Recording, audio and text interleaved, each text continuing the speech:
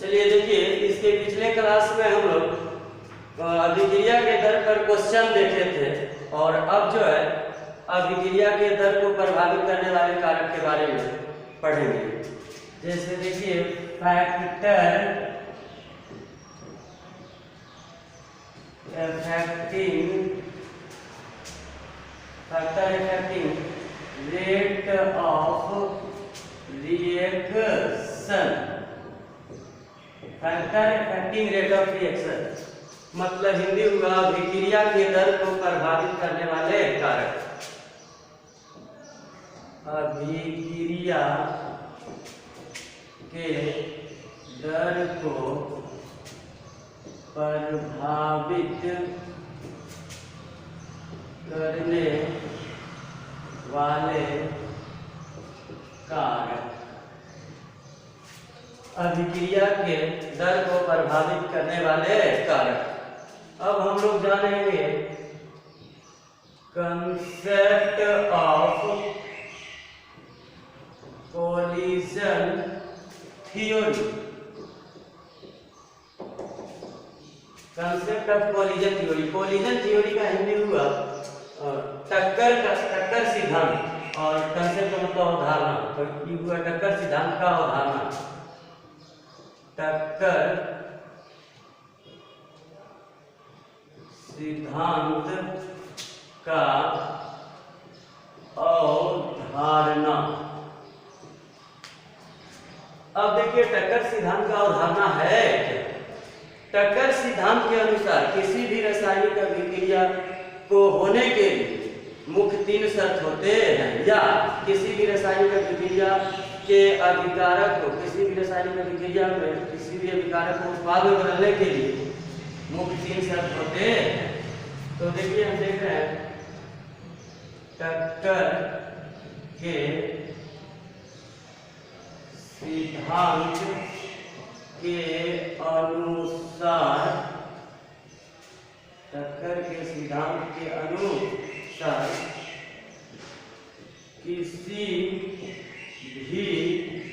किसी भी अभिकारक को उत्पाद में बदलने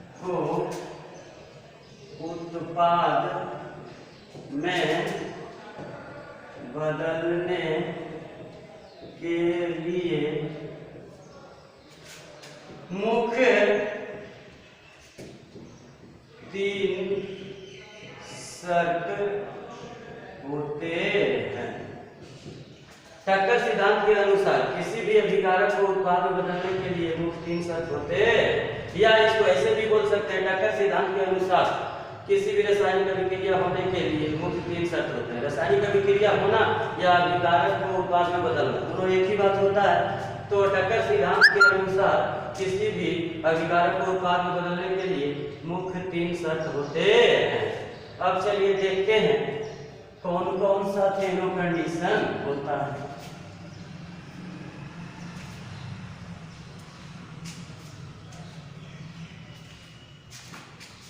पहला होता है कोलिजन। कोलिजन का हिंदी होता है टक्कर। अब देखिए कोलिजन है क्या? तो किसी भी रासायनिक अभिक्रिया के होने के लिए अभिकारक के अणु को टक्कर होना आवश्यक होता है। यानी कहने का मतलब हुआ कि रासायनिक अभिक्रिया तब होता है जब अभिकारक के अणु एक दूसरे से टक्कर करते हैं। रासायनिक अभिक्रिया तब होता है जब अभिकारक के अणु एक दूसरे से टक्कर करते हैं। कोलिजन का मतलब हुआ टक्कर, और टक्कर क्या कहता है? तो रासायनिक अभिक्रिया तब होता है जब अभिकारक के अणु एक दूसरे से टक्कर करते हैं। यानी रासायनिक अभिक्रिया होने का मुख्य कारण होता है कि अभिकारक के अणु टक्कर होना। जब तक अभिकारक के अणु टक्कर नहीं करेगा आपस में, तब तक उत्पाद बनेगा नहीं। इसलिए पहला कोलिजन का अर्थ दिया कि रासायनिक अभिक्रिया तभी होता है जब अभिकारक के अणु टक्कर करते हैं। तो इसको हमने लिखा कि रासायनिक अभिक्रिया तब होता है जब अभिकारक के अणु एक दूसरे से टक्कर करते हैं।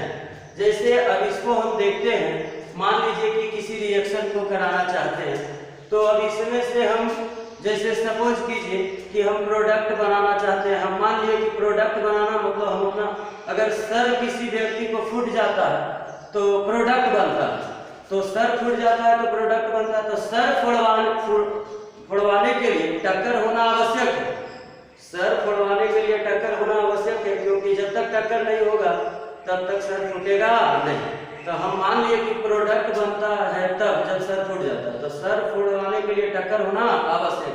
लेकिन ये भी आवश्यक नहीं है कि टक्कर हो और प्रोडक्ट बन ही जाए। जैसे सपोज कीजिए, अगर टक्कर होने से सर फूट जाता है तो हम लोग बहुत बार हल्का फुल्का भी टक्कर मारते हैं, तो क्या सर फूट जाता है? नहीं। तो इसका मतलब हुआ कि रासायनिक अभिक्रिया होने के लिए अभिकारक के अणु का टक्कर होना आवश्यक है, लेकिन टक्कर हो अभिक्रिया पूर्ण हो जाए यह आवश्यक नहीं। तो हम नीचे लिखेंगे रासायनिक अभिक्रिया होने के लिए टक्कर होना आवश्यक होता है, परंतु टक्कर हो और अभिक्रिया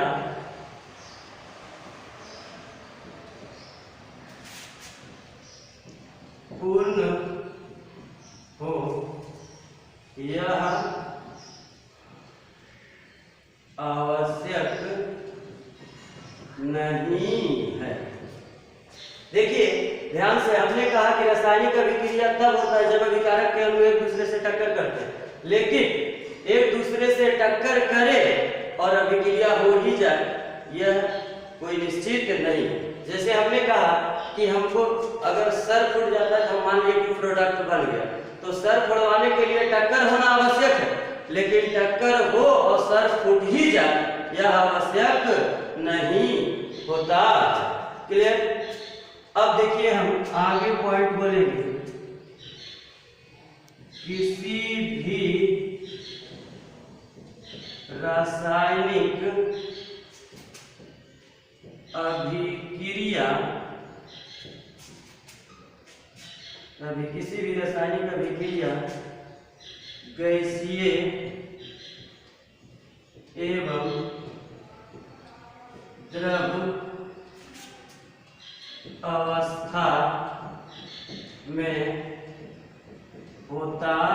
अवस्था में अभिकारक के अणु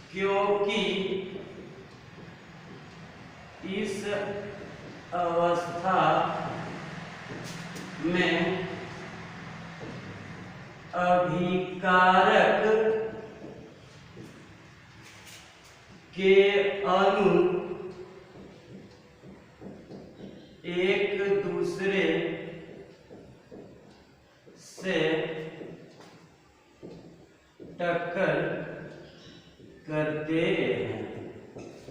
देखिए हमने कहा किसी भी रासायनिक अभिक्रिया गैसीय एवं द्रव अवस्था में होता है, क्योंकि इस अवस्था में अभिकारक के अणु एक दूसरे से टक्कर करते हैं। मतलब रासायनिक अभिक्रिया गैसीय या द्रव अवस्था में होता है, ठोस अवस्था में नहीं होता, क्योंकि ठोस जब रहेगा तो एक दूसरे से वह टक्कर नहीं करेगा। तो यहाँ देखिए हमने लिखा कि किसी भी रासायनिक अभिक्रिया गैसीय एवं द्रव अवस्था में होता है, क्योंकि इस अवस्था में अभिकारक के अणु एक दूसरे से टक्कर करते हैं। तो गैसीय अवस्था में कण फ्री होता है, जिसके कारण वह टक्कर करता है तो उत्पाद बनाता है, यानी रिएक्शन होता है। और लिक्विड स्टेट में भी होता है तो टक्कर करता है तो उत्पाद बनाता है, लेकिन सॉलिड स्टेट में रिएक्शन नहीं होता है। क्लियर? अब दूसरा हम देखेंगे प्रॉपर ओरिएंटेशन।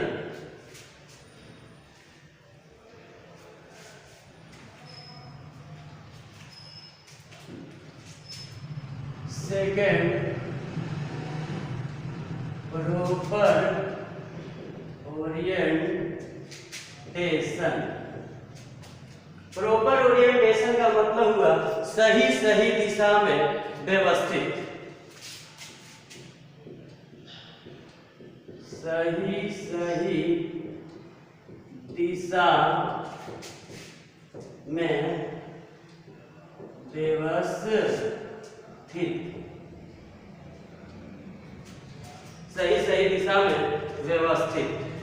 अब देखिए प्रॉपर ओरिएंटेशन का मतलब क्या होता है। तो किसी भी रासायनिक अभिक्रिया तब होता है जब अभिकारक के अणु सही दिशा में टक्कर करते हैं। किसी भी रासायनिक अभिक्रिया तब होता है जब अभिकारक के अणु सही दिशा में टक्कर करते हैं। अब जैसे मान लीजिए कि अगर हम किसी व्यक्ति कोई ट्रक में अगर टक्कर करता है तो वो डेड कर जाता है, मतलब फाइनल प्रोडक्ट बन जाता है।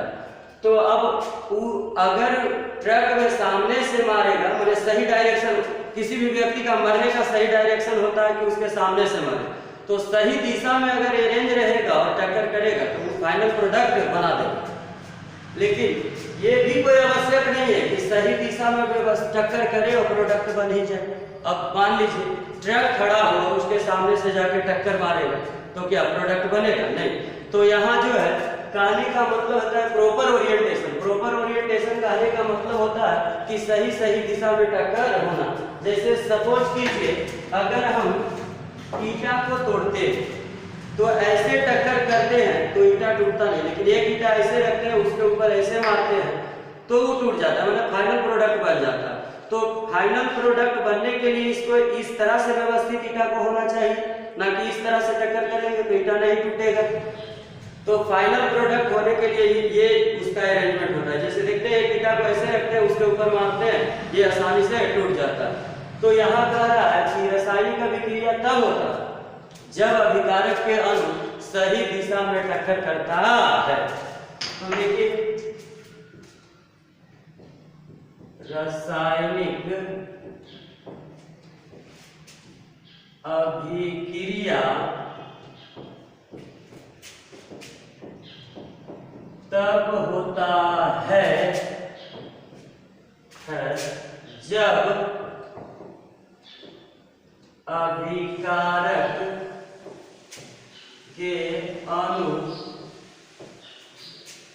सही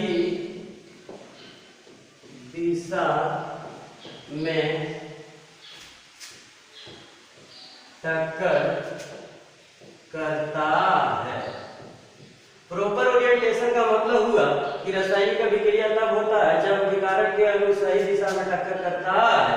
जैसे आप देखो एग्जाम्पल में ECl और ECl, और यहाँ जो है हाइड्रोजन और हाइड्रोजन, इम्प्रॉपर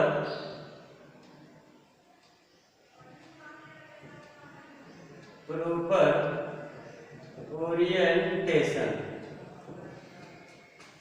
तो नो प्रोडक्ट। कहने का मतलब हुआ कि ये क्लोरीन के मॉलिक्यूल है और ये हाइड्रोजन के मॉलिक्यूल है। तो देखिए इसमें इलेक्ट्रॉन यहाँ होगा और इसमें इलेक्ट्रॉन यहाँ, ये दोनों आएगा तो बॉन्ड नहीं बनेगा, मतलब प्रोडक्ट नहीं बनेगा। लेकिन इसी को आप देखिए जरा, Cl Cl, या तो इसको ऊपर ऐसे दिखा तो देख लीजिए ECl और EbCl, यहाँ HH। अब देखिए प्रॉपर ओरिएंटेशन,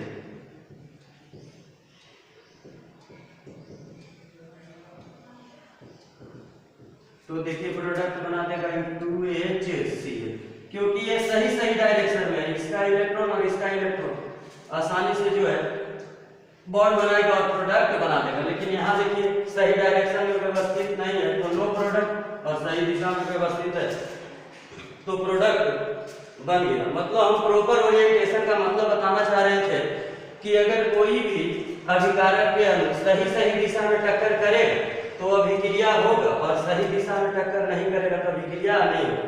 लेकिन ये भी कोई जरूरी नहीं है कि सही दिशा में टक्कर हो और अभिक्रिया पूर्ण हो जाए।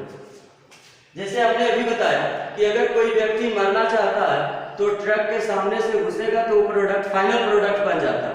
तो अब फाइनल प्रोडक्ट बन जाता है तो ट्रक खड़ा है, उसमें जाके जाएगा और टक्कर मारेगा तो क्या प्रोडक्ट बनेगा? नहीं।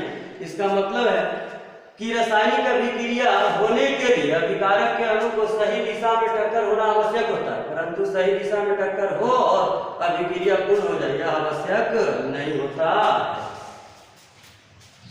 तो हम लिखेंगे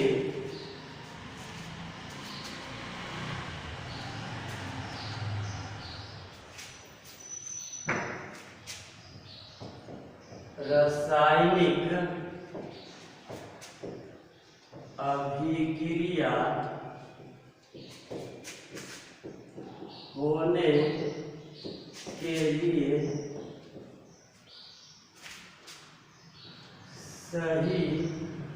सही दिशा में टक्कर होना आवश्यक होता है, परंतु सही दिशा में टक्कर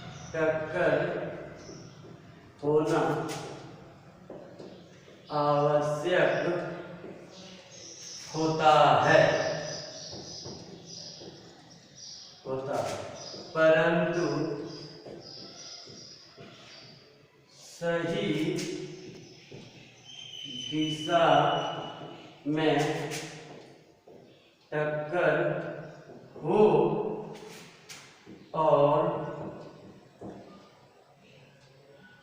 और अभिक्रिया पूर्ण हो यह आवश्यक नहीं है।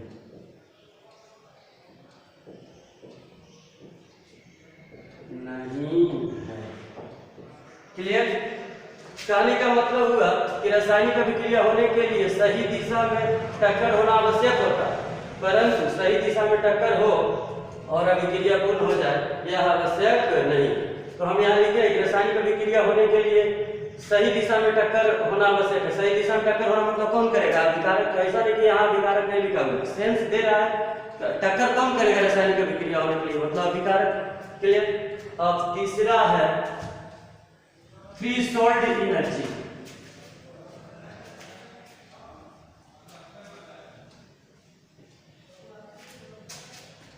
थर्ड पॉइंट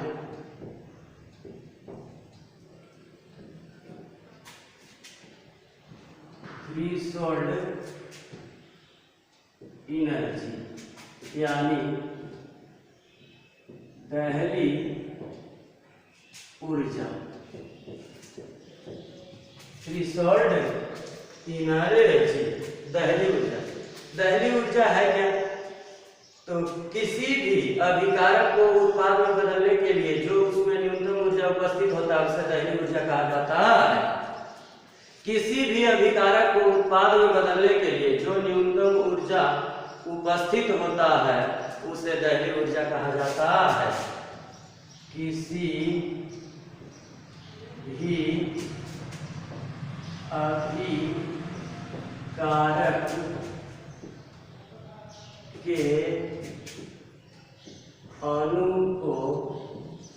के अणु को उत्पाद में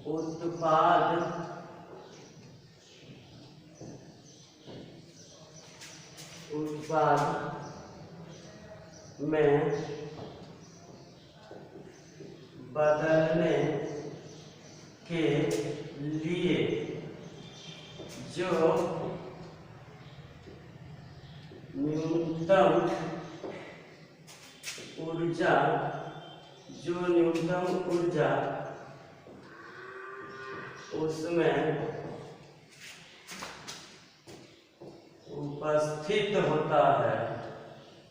उपस्थित होता है उसे दहली ऊर्जा कहा जाता है। देखिए, किसी भी अभिकारक के अणु को उत्पाद में बदलने के लिए जो न्यूनतम ऊर्जा उसमें उपस्थित होता है उसे दहलीज ऊर्जा कहा जाता है। क्लियर? मतलब कोई भी अभिकारक उत्पाद में बदलने के लिए जो उसमें न्यूनतम ऊर्जा उपस्थित होता है उसे क्या कहा जाता है? दहलीज ऊर्जा कहा जाता है। चलिए अब देखते हैं हम लोग इफेक्टिव टक्कर, मतलब इफेक्टिव कोलिजन।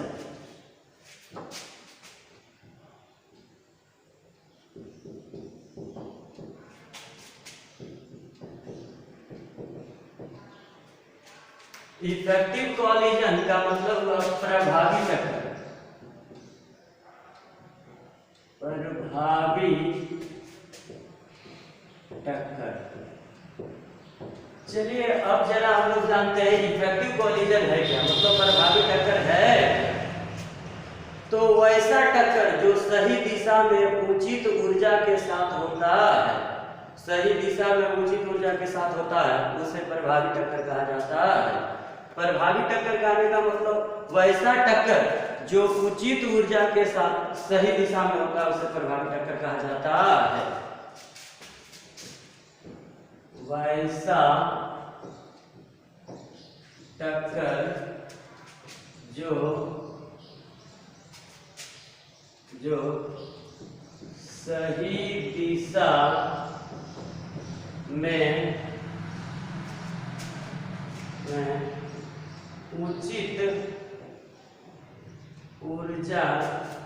है उसे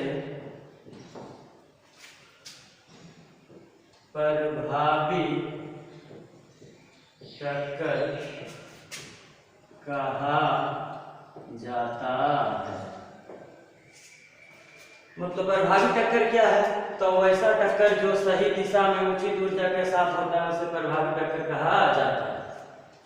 अब देखिए प्रभावी टक्कर हम लोग समझ गए, तो अब हम लोग जानेंगे कि अभिक्रिया के दर जो है प्रभावी टक्कर के सीधा समानुपाती होता है, क्योंकि जितना मतलब ऊर्जा के साथ टक्कर करेगा उसका अभिक्रिया की दर उतना ही ज्यादा होगा।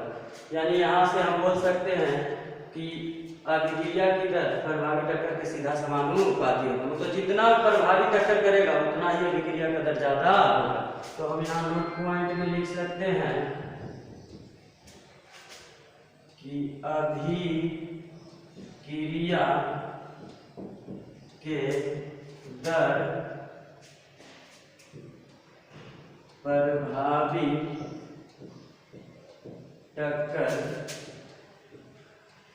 प्रभावी टक्कर के